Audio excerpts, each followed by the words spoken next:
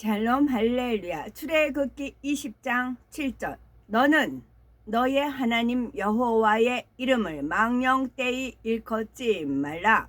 나 여호와는 나의 이름을 망령되이 일컫는 자를 죄 없다 하지 아니하리라. 아멘. 십계명 세 번째 제3계명입니다. 십계명 중 제3계명인 하나님의 이름을 망령되이 일컫지 말라는 말씀에 대하여 증거하겠습니다. 첫째, 하나님의 이름을 망령되이 일컫는다는 것입니다.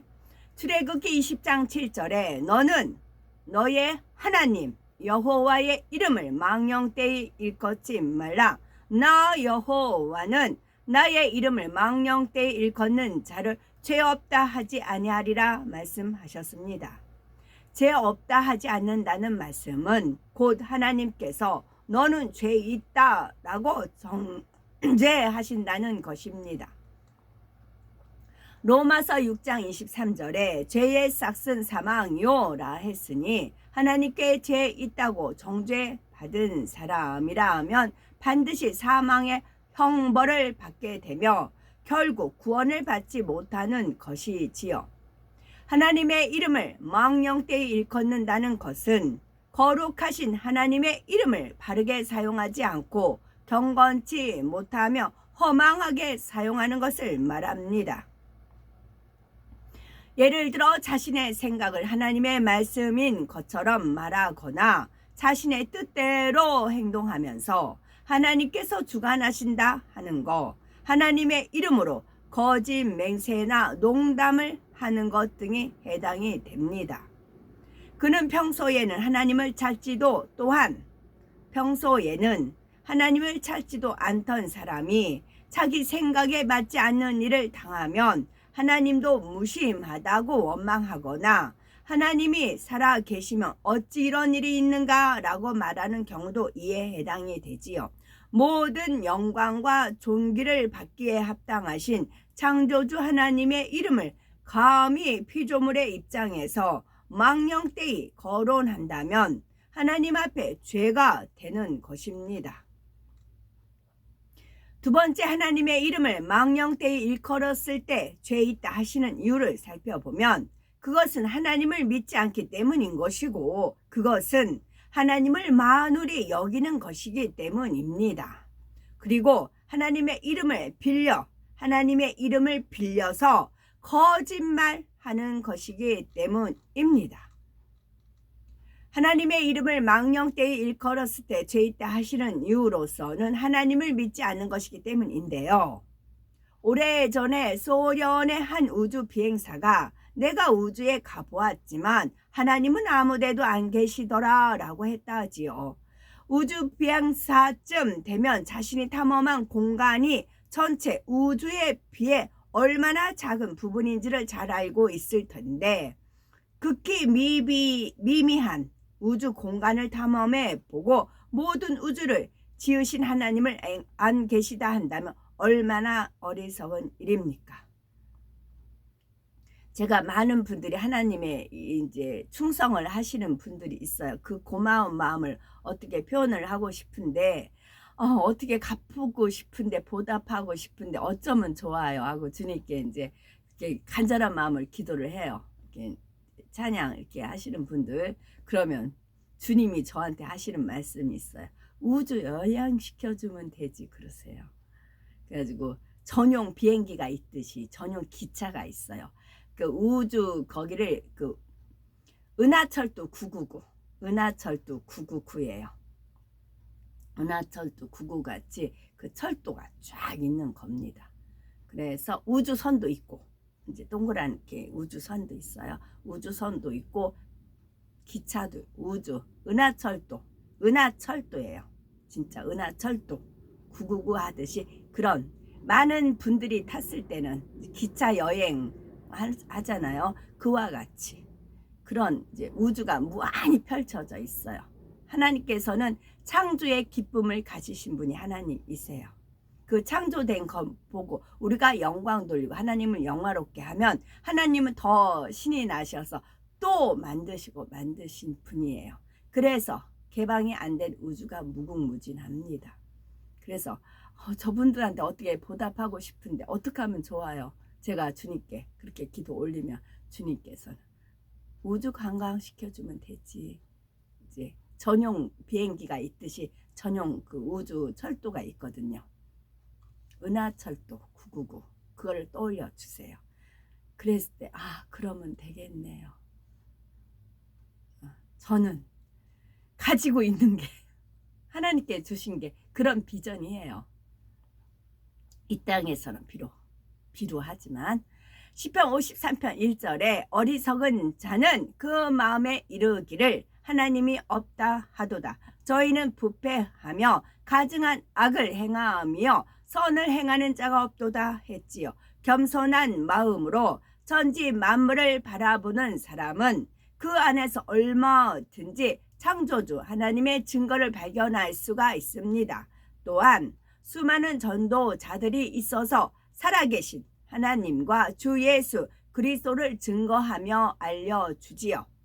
그런데도 스스로 마음을 강팍하게 함으로 하나님을 믿지 않으면서 하나님에 대해 함부로 말한다면 하나님께서 어찌 죄 없다 하시겠습니까? 또한 하나님을 만홀히 여기기 때문인데요. 만홀히 여긴다는 것은 하찮게 여기며 우습게 여긴다는 말입니다. 감히 창조주 하나님을 만홀히 여기고도 죄 없다 할 수 있는 사람이 누가 있을까요? 시편 96편 4절에 여호와는 광대하시니 극진히 자랑할 것이요 모든 신보다 경외할 것이며 디모데전서 6장 16절에 오직 그에게만 죽지 아니함이 있고 가까이 가지 못할 빛에 거하시고 아무 사람도 보지 못하였고 또 볼 수 없는 자신이 그에게 존귀와 영원한 능력을 돌릴지어다 했습니다. 심지어 출애굽기 33장 20절에 네가 내 얼굴을 보지 못하리니 나를 보고 살 자가 없음이니라 하실 정도로 하나님은 크고 위대한 분이십니다. 피조물인 사람도 부모나 중심으로 존경하는 분에 대해서는 함부로 이름을 부르지 않으며 꼭 이름을 불러야 할 때는 존칭어를 붙입니다. 하물며 만물의 창조주여 모든 생명의 주관자이신 하나님에 대해서는 얼마나 경건한 자세여야 하겠습니까? 그래서 한때 이스라엘 사람들은 성경에 여호와라는 이름이 나오면 아도나이 곧 나의 주님이라고 읽는 등 하나님의 이름을 입에 올리는 것조차 삼갔다고 합니다. 그런데 오늘날 하나님을 믿는다는 사람들 중에서도 무익한 농담을 하면서 성경 구절을 엉뚱하게 인용하기도 합니다. 말씀은 곧 하나님이시므로 성경 말씀을 소홀히 여긴다면 이는 하나님을 만홀히 여기는 것과 같습니다.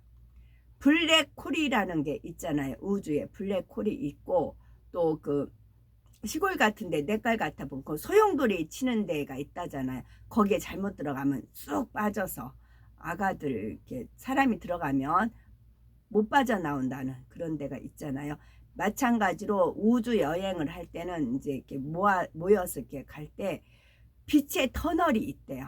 빛의 터널 쫙 빛의 터널이 쫙 있어요. 그래서 이 빛의 터널에서 하나님이 빛이시잖아요. 하나님의 능력으로 이게 빨아들여요. 쫙. 그러면 이제 일정하게 우주는 은하철도 999 연상하시면 돼요. 은하철도 999에 이렇게 이제 요번에 고생하신 분들 하나님 은혜 가운데 충성하신 분들 많은 분들이 계셨죠. 그분들을 전부 다 탑승을 합니다. 탑승 딱 하고 있으면 천사들이 다 호의를 합니다. 그 은하철도 999를 천사들이 다 감싸고 있어요. 그래서 이 땅에서는 천사 보기 쉽지 않지만 천국에 가면 천사를 우리 눈으로 볼 수 있습니다. 그러면 안팎으로 천사들이 호의를 쫙 합니다. 그랬을 때 하나님이 호루라기 딱 부르시면 하나님이 호령을 하시면 이게 빛의 터널로 쫙 빨려 들어갑니다. 빛의 터널로 들어가면 와 소리 환성을 질립니다. 빛의 터널로 쫙 들어가면 그때 우주가 시작이 됩니다. 그리고 이제 우주 여행 다 끝나면 다시 빛의 터널로 통해서 나옵니다. 그리고 각 처소에 임하는 겁니다. 저한테 주신 하나님의 또 다른 약속이 있어요. 이번에 고생하시고 수고한 분들 너무 감사해서 어떻게 보답하고 싶은데 그랬더니 이 비전을 하나님께서 허락하셨지요. 또한 하나님의 이름으로 거짓말하는 것도 하나님을 만홀히 여기는 것입니다. 예를 들어서 자기 생각 속에 떠오르는 것을 하나님께서 음성을 주셨다 하거나 성령께서 주관하셨다 하는 경우이지요. 하나님께서는 모든 인생들의 마음과 생각 그리고 선악간에 행하는 모든 말과 행실을 손금을 보듯이 다 알고 계시며 각자가 행한 대로 심판하십니다. 이런 하나님을 정말로 믿는다면 감히 하나님의 이름을 망령되이 일컬음으로 하나님을 만홀히 여기는 죄를 범할 수는 없는 것입니다. 한 가지 더 기억할 것은 하나님을 경외하는 사람은 하나님과 관련된 모든 분야에서도 근신하고 절제한다는 사실입니다. 예를 들어 성경을 대하거나 인용할 때도 경건한 마음으로 대하지요. 또 성전과 성물을 대할 때도 자기 물건보다 더 소중하게 다루며 하나님의 재정을 집행할 때도 근신하여 아무리 적은 액수라도 정확하게 집행하도록 합니다. 만일 교회의 물컵이나 성전 안의 창문 유리를 실수로 깨뜨렸다면 모른 척하고 그냥 넘어가서는 안 됩니다. 아무리 사소한 것이라도 하나님의 것으로 구별된 성물이기 때문이지요. 또한 하나님께서 권능으로 보장하시는 사람에 대해 말할 때나 성령의 역사에 대해서 말할 때도 이는 하나님과 직접 관련되는 이름을 기억해야 합니다. 따라서 하나님께서 주관하시고 간섭하시는 분야에 대해 사람이 육신의 생각 속에서 판단하거나 무례하게 말하지 않도록 삼가 조심해야 합니다. 사울은 심히 악을 행하여 하나님께 버림받은 자였지만 한때 하나님께 기름 부음 받은 왕이었기에 다윗은 사울이 아무리 자신을 위협해도 끝까지 그의 생명을 해치지 않았습니다. 이처럼 하나님을 존중하고 경외하는 사람이라면 하나님께 속한 모든 것을 경건하게 대하는 것입니다. 또한 하나님의 이름을 빌려서 거짓말하는 것이기 때문인데요. 구약 성경을 보면 이스라엘 역사 속에는 거짓 선지자들이 종종 등장합니다. 하나님께서 말씀하지 않으신 것을 하나님의 말씀이나 예언이라고 선포하여 백성들을 미혹하는 것이지요. 이런 사람들에 대해 하나님께서는 죽임을 당하리라 말씀하셨지요. 감히 하나님의 이름을 사칭하여 거짓말을 할 때 그 죄는 사형에 해당한다는 말씀입니다. 요한계시록 21장 8절에도 두려워하는 자들과 믿지 아니하는 자들과 흉악한 자들과 살인자들과 행음자들과 술객들과 우상숭배자들과 모든 거짓말하는 자들은 불과 유황으로 타는 못에 참여하리니 이것이 둘째 사망이라 했습니다. 여기서 거짓말하는 자란 바로 하나님의 이름으로 거짓말하는 자이지요. 거짓 선지자들만이 아니라 하나님의 이름으로 맹세하고 지키지 않으면 이 또한 하나님 이름으로 거짓말한 것이요 하나님의 이름을 망령되이 일컫는 것입니다. 레위기 19장 12절에 너희는 내 이름으로 거짓 맹세함으로 네 하나님 여호와의 하나님의 이름을 욕되게 하지 말라. 나는 여호와니라 하신 말씀대로입니다. 그런데 하나님을 믿는다는 사람들 중에서도 하나님의 이름으로 거짓말을 하는 경우가 있습니다. 전혀 하나님의 역사가 아닌데도 기도하다가 성령의 음성을 들었다. 내 마음을 하나님께서 주관하셨다라고 하거나 어떤 일이 되어가는 것을 보고 무조건 하나님께서 이렇게 이루셨다라고 말하는 것입니다. 정말로 하나님의 역사라면 상관이 없지만 성령의 음성이나 주관이 아닌데도 습관적으로 이렇게 말하는 것이 문제이지요. 물론 하나님의 자녀라면 마땅히 성령의 음성을 들어야 하고 범사에 하나님의 인도하심을 받아야 합니다. 하지만 구원받았다 해서 무조건 성령의 음성을 들을 수 있는 것이 아니라 죄를 버리고 마음이 진리로 채워지는 만큼 점점 정확하게 들을 수 있는 것입니다. 마음 안에 비진리가 가득하면서도 자신을 과시하려는 의도로 자기 생각을 성령의 역사라고 말한다면 이는 사람에게만이 아니라 하나님 앞에서도 거짓말하는 것임을 알아야 합니다. 또 성령의 음성을 조금씩 듣는다 해도 그것이 100%가 되기까지는 성령의 음성인지 아닌지 스스로 분별하는 훈련 과정이 있기 마련입니다. 그러니 아직 확실히 분별하지 못할 때는 함부로 성령의 역사라고 단정하는 일은 삼가야 합니다. 꿈이나 환상 등 여러 가지 영적 체험들도 마찬가지이지요. 예를 들어 꿈에는 하나님께서 주신 꿈이 있고 자기 생각 속에서 꾸는 꿈이 있고 그리고 사단이 역사해서 꾸는 꿈이 있으므로 무조건 하나님이 주신 꿈이라고 말한다면 합당치 않지요. 또 어떤 사람이 성령께서 이렇게 말씀하셨습니다 라고 말한다면 듣는 사람의 편에서도 그 말에 대해 기도해서 정확히 알기 전에는 성령의 음성이다 혹은 아니다 라고 경솔하게 단정하거나 무시해서는 안 됩니다. 하나님의 이름으로 어떤 것을 말할 때는 말하는 사람이나 듣는 사람이나 항상 신중한 자세가 되어야 하는 것이지요. 어떤 사람은 자신이 범죄하여 사단의 역사로 재앙을 만났으면서도 하나님께서 나를 이렇게 치셨다라고 말합니다.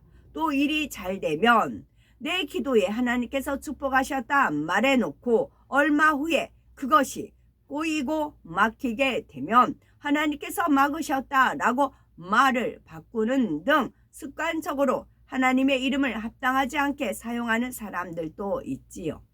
자기 편에서는 그것을 믿음의 고백이라고 하지만 진실한 중심에서 나오는 믿음의 고백과 들레고 경솔한 마음으로 하나님의 이름을 끌어들이는 말은 전혀 다릅니다.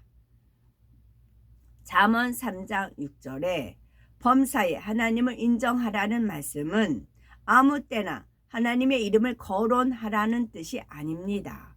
범사에 하나님을 인정하는 사람이라면 더욱 신실하고 근신하는 마음으로 하나님의 이름을 입에 올리기를 조심하며 다만 진리 가운데 행하고자 노력하는 것입니다. 사무엘상 2장 30절에 나를 존중히 여기는 자를 내가 존중히 여기고 나를 멸시하는 자를 내가 경멸히 여기리라 하셨습니다. 우리가 하나님을 중심에서 존중히 여긴다면 당연히 하나님의 이름을 망령되이 일컫지도 않을 것이고 범사에 하나님을 경외함으로 행할 것입니다. 그리하여 하나님께서도 우리를 존중히 여김으로 모든 말과 행동을 보장하시며 천국에서도 가장 영화로운 자리까지 인도해 주시는 복된 우리가 되어야 되겠습니다. 아멘.